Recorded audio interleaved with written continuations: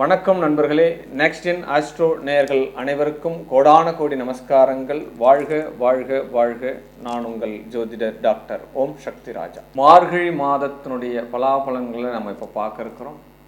ஒவ்வொரு மாதத்தினுடைய பலன்கள் கிரக நகர்வுகளை மையப்படுத்தி தான் நம்ம சொல்கிறோம். சூரியனை மையப்படுத்தி நம்ம பலன்களை எடுத்துட்டு வரோம். அந்த வரிசையில் இந்த மார்கழி மாதம் என்பதே மாதங்களில் மார்கழி சூரிய பகவானுடைய நகர்வு. பாக்கியஸ்தானம் காலபுருஷ தத்துவப்படி யோக கிரகமான குரு பகவானுடைய ஸ்தானத்தில் பாவகத்தினுடைய பாக்கியத்தில் சூரிய பகவான் போகிறார். 9 சூரியன் காலபுருஷ தத்துவப்படி. தனுசில் சூரியன் செல்லக்கூடிய காலம் இந்த மார்கழி மாதம். இந்த மார்கழி மாதமே ஒரு அற்புதமான ஆன்மீக வாழ்வை கொடுத்து கொண்டிருக்கக்கூடிய மாதமாக இருக்கும். ஏன்னா இந்த மார்கழி மாதத்தினுடைய பலாபலனே அதிகாலையில் எழுந்திருத்தல் அப்படின்னு தான் விசேஷம் சொல்லப்படுது. ஏன்னா எல்லா ஆலயங்களையுமே ஒரு 4:30 5 o'clockலாம் பார்த்தீங்கன்னா பஜனை பாட ஆரம்பிச்சிடும். ஆமாம், அட்லீஸ்ட்டு கோயிலில் ஏதாவது சவுண்ட் சர்வீஸ் மூலமா கோயிலினுடைய பஜனை பாடல்கள், பூஜை பாடல்கள், பக்தி பாடல்கள் எல்லாமே போட ஆரம்பிச்சிருவா. கிராமங்கள்லாம் என்ன பண்ணுவோம் அப்படின்னா வாத்தியங்கள்லாம் தாளெல்லாம் வச்சுட்டு தெருவுக்கு தெரு இந்த பஜனை பாடுவான். இந்த விஷயங்கள்லாம் நடக்குது. இன்னும் வந்தாலும் நடந்தா இருக்குது. ஒவ்வொரு கிராமத்துலேயும் முக்கியமான ஒரு கிராமத்தில் நடந்தா இருக்குது. இப்போ பெருமாளினுடைய புகழ்களை பாடக்கூடிய ஒரு மாதம் மார்கழி மாதம் அப்படின்னு சொல்லப்படுது. விசேஷமே அதிகாலையில் எழுந்து குளிச்சுட்டு பெண்கள் வாசலில் கோலம் போடுறது, நல்ல ஒரு மலர்களை வச்சு இறைவனை வழிபடுறது, நல்ல ஒரு மந்திர உபதேச உச்சாதனம் பண்ணுறது, எல்லா விஷயத்துக்குமே இந்த மார்கழி மாதம் என்பது ஒரு ஃப்ரெஷ்னஸ் கொடுக்கும். ஆமாம், குளிர்கள் அதிகமாக இருக்கும். ஆமாம், இப்படிப்பட்ட இந்த மாதத்தில் ஆன்மீக நெறியோடு நம்ம சம்மந்தப்பட்டுட்டோம் அப்படின்னா எல்லா காரியங்களையுமே நாம் வரக்கூடிய காலத்தில் வெற்றி பெறுவதற்குண்டான இந்த மாதம் தான் இந்த மார்கழி மாதம். இந்த மார்கழி மாதமே பார்த்தோம் அப்படின்னா ஆங்கில மாதத்துக்கு டிசம்பர் மையத்திலையும் ஜனவரி மையத்திலையும் பிறக்கும் இந்த மார்கழி மாதம். ஆங்கில புத்தாண்டும் இந்த மார்கழி 17 தான் வருது.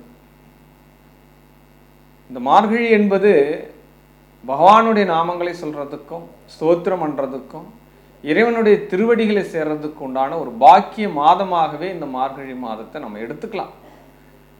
முன்னோர்கள் சித்தர்கள் சொன்ன பலன்களை சற்பலன்களை நம்ம கடைபிடித்தாலே நம்மளுடைய வாழ்க்கையில் ஏற்படக்கூடிய இன்னல்களை நாம் அறவே அகற்றி விடலாம்.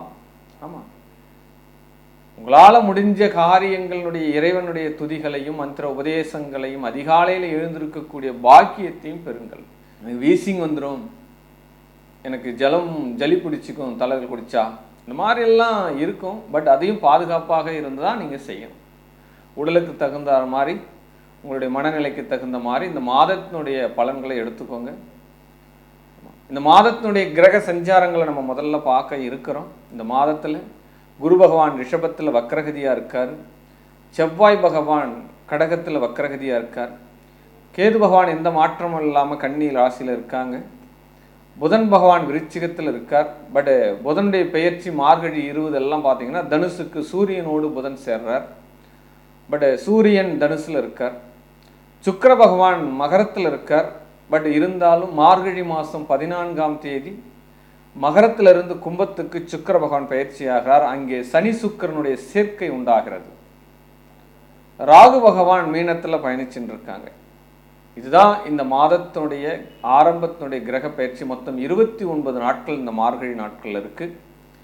பட் இந்த மாதத்தினுடைய மார்கழி 14 சுக்கிரன் சனியினுடைய சேர்க்கை, மார்கழி 20 புதன் சூரியனுடைய நிபுணத்துவம் வாய்ந்த இந்த அறிவாற்றலோடு இருக்கக்கூடிய கிரகங்களான இந்த சூரியனுடைய புதனுடைய சேர்க்கை இந்த மாதத்தினுடைய 12 ராசிக்கும் எவ்வகையில் வெற்றி பெறப்போகிறது, 12 ராசியினர் எந்த வகையில் சாதனையாக்கி கொள்ளப் போகிறீர்கள் அப்படின்றதான் வாங்க 12 ராசிக்கும் உண்டான பலன்களை நம்ம பார்க்கலாம். மிதுன ராசி அன்பர்களுக்கு இந்த மார்கழி மாதத்தில் உத்தியோகத்தை தேடி செல்ல போகிறீர்கள் அப்படின்னு சொல்லப்படுது. ரொம்ப நாளாக வெயிட் பண்ணிட்டு இருக்கோம், வாய்ப்புகள் கிடைக்கும். கண்டிப்பாக உங்களுக்கு இந்த மாதத்தில் வேலை வாய்ப்புகள் கட்டாயம் கிடைக்கும். அதில் எந்த மாற்று கருத்துமே கிடையாது. ஆமாம், கொஞ்சம் தூர தேசம் போக வேண்டி இருக்கும்.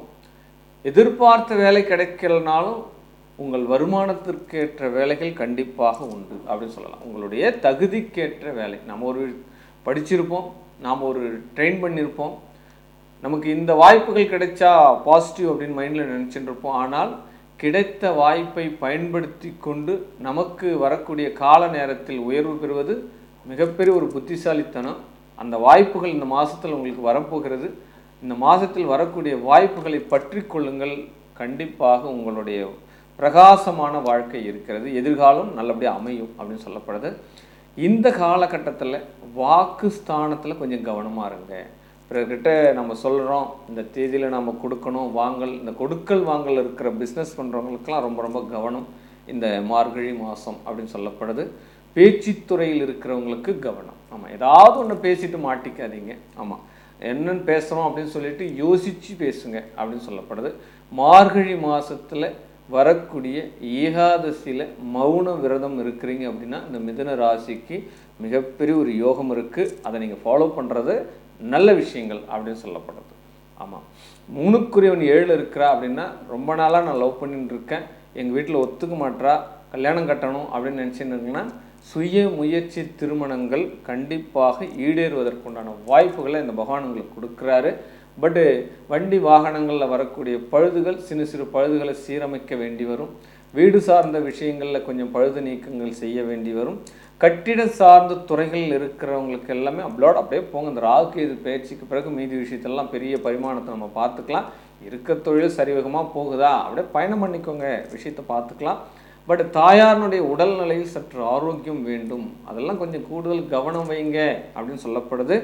பட் கல்வி ஸ்தானம், சின்ன பிள்ளையா இருக்கா, கல்விகள்லாம் கொஞ்சம் நல்லா மட்டமாக இருக்கா, உயரமாக இருக்கா, ரொம்ப கவலைப்படாதீங்க.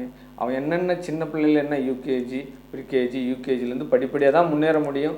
எடுத்தோடனே அவன் என்ன MBBS எக்ஸாம் எழுத போகிறான். அதனால் பிள்ளைகளை நினைத்து கவலைப்படாதீர்கள், அவர்கள் நன்னெறியோடு வளருவார்கள். மிதுன ராசியில் உள்ள பிள்ளைகளால் இப்பொழுது திடீர் அதிர்ஷ்டம், திடீர் யோகம், நல்ல ஒரு வாய்ப்புகளை உங்கள் பிள்ளைகள் உங்களுக்கு பெற்று தருவார்கள் அப்படின்னு சொல்லப்படுது. கண்டிப்பாக ஏன்னா ராசியாதிபதி 6ஆம் இடத்துல இருக்கார். அப்போ உத்தியோகத்தை தேடி போகிறா, கடனை தான் தேடி போகணும். அப்போ இந்த காலகட்டத்தில் வரக்கூடிய கடன்கள் வாங்கலாமா, யோசித்து வாங்க.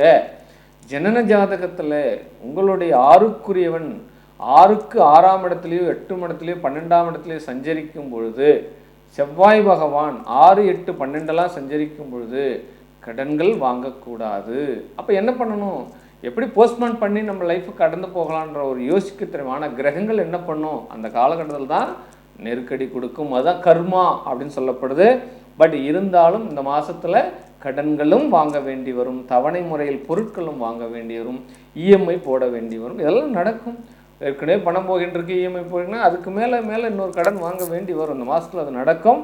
பட்டு நல்ல ஒரு பிராப்தம், நல்ல ஒரு நண்பன், நல்ல ஒரு பிரபலத்தோடு தொடர்பு ஏற்படும்.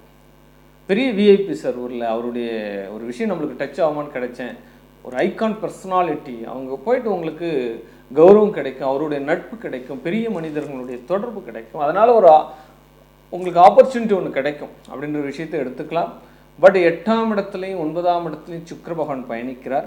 8ஆம் இடத்தில் சுக்கிரன் திடீர் யோகங்களை தரும், அதிர்ஷ்டங்களை தரும் அப்படின்னு சொல்லப்படுது. பட் இந்த நேரத்தில் நம்மளுடைய முதலீடுகளை எங்கேயாவது கொடுத்து ஏமாற வேணாம். என்ன ஆசைகளை தூண்டக்கூடிய கிரகம் எல்லாம் பார்த்தோம்னா இந்த ராகு சுக்கிரன், இந்த ஆசைகள் கூறும். நம்ம பணத்தை ரெட்டிப்பாக்குறதுக்கு ஏதோ ஷார்ட் ரூட்டில் ஏதாவது ஒருத்த வழி சொல்லுவா, போய் மாட்டிக்காதீங்க அப்படின்ற விஷயத்தையும் நம்ம சொல்கிறோம். பட் பாக்கியஸ்தானத்தில் சனி சுக்கிரனுடைய இணைவு, எப்படியெல்லாம் இழந்த பணத்தை மீட்பது, இழந்த வாழ்க்கை எப்படி மீட்பது, இதெல்லாம் ஐடியாலஜி மைண்டில் ஓடின்னு இருக்கு. மிதுன ராசிக்கு நான் காலத்தை விட்டுட்டேனோ அப்படிலாம் நிறைய யோசிச்சுட்டு இருக்கீங்க. பட் இந்த மாதம் உங்களுக்கு நல்ல சிந்தனைகள் உள்ள வரும், உங்களுடைய உயர்வுக்குண்டான சிந்தனைகள் உள்ள வரும், அறிவுபூர்வமான சிந்தனைகள் வரும், ஆரோக்கிய ரீதியான சிந்தனைகள் வரும் அப்படின்னு சொல்லப்படுது. மனைவியுடன் கருத்து வேறுபாடு பண்ணாதீங்க, விட்டு கொடுத்து போங்க. ஆமாம், ரொம்ப டிஸ்டர்பன்ஸ்லாம் பண்ணக்கூடாது. 7ஆம் இடத்தில் சூரியன் வரும் காலம், மனைவியுடன் அனுசரணை பண்ணுங்கள். கணவன்கிட்ட அனுசரணை பண்ணிக்கோங்க. இந்த ஒரு விஷயத்த பண்ணிங்கன்னா இந்த மாதம் ஹாப்பினஸ்ஸாக போயிடலாம் இந்த மிதுன ராசிக்கு. பட் திருமணம் சார்ந்த விஷயங்கள் அடுத்தெல்லாம் பண்ணலாம் பாருங்கள், அதுவும் பேக்கப் தை மாதத்துக்கு அப்புறம் நம்ம பண்ணிக்கலாம். Okay right. திடீர்னு வேலை வாய்ப்புகள் இந்த மாதத்தில் கிடைக்கும். ஆமாம், அதுவும் பார்த்தீங்கன்னா ராகு மேலே ராகு பயணிக்கிறார் இப்போ 10. அப்போ 10ஆம் இடத்துல ராகு பயணிக்கும் காலம் பதவியில் ரொம்ப நல்லா அலைந்து திரிந்து வேலை செய்து மார்க்கெட்டிங் பண்ணுறவங்களெல்லாம் பரவாயில்ல தப்பிச்சிட்டா, ஐடி ஃபீல்டில் இருக்கிறவங்களாம் தப்பிச்சிட்டா, வெளிநாட்டுக்கு போனவங்க தப்பிச்சிட்டா. அப்போ ஒரே இடத்துல இருந்து வேலை செய்கிறவாள்லாம் ரொம்ப ரொம்ப சிக்கல். ஏன்னா ஓவர் டைம் பார்க்க வேண்டி வருது, இருக்கிற வேலை இழந்துட்டா மறுபடியும் பிடிக்க முடியல, ஒன்றுக்கு மேற்பட்ட வேலை ரொம்ப அலைஞ்சு எனக்கு இன்னும் வேலையே உட்கார முடியல. இந்த மாதிரிலாம் இந்த 1.5 வருஷமாக சொல்கிற இந்த மிதுன ராசிக்காரர்களுக்கு இந்த 2025க்கு மேலே பலன்கள் இருக்குது. இந்த மார்கழி மாதம் இருக்கிற வேலையை விட்டுடாதீங்க. மிதுன ராசி நான் சொல்லக்கூடிய கைட்னஸ் அதுதான். தெரிந்த வேலையை விட்டவனும் கேட்டான், தெரியாத வேலையை தொட்டவனும் கேட்டான். அப்போ எந்த விஷயத்தில் அந்த சம்பளம் ஏற்றமாக இருக்கோ குறைவாக இருக்கோ இருக்கிறத அப்படியே பயணித்து கொள்ளுங்கள் அப்படின்னு சொல்லலாம். கிரக பயிற்சிகள்லாம் வருது, அதுக்கப்புறம் நம்மளுக்கு அதிர்ஷ்டம் வருது, அதை வச்சு சரி பண்ணி பார்த்துக்கலாம் அப்படின்னு சொல்லலாம். சரி, ஓகே. அடுத்த விஷயம் என்னென்னா, இந்த மிதுன ராசிக்காரர்கள் லாபாதிபதியான செவ்வாய் பகவான் வக்கரகதியாக இருக்காரே, இன்னொருத்தருடைய பணத்தை எடுத்து நம்ம முதலீடில் போடணுன்ற வாய்ப்புகள் வரும்.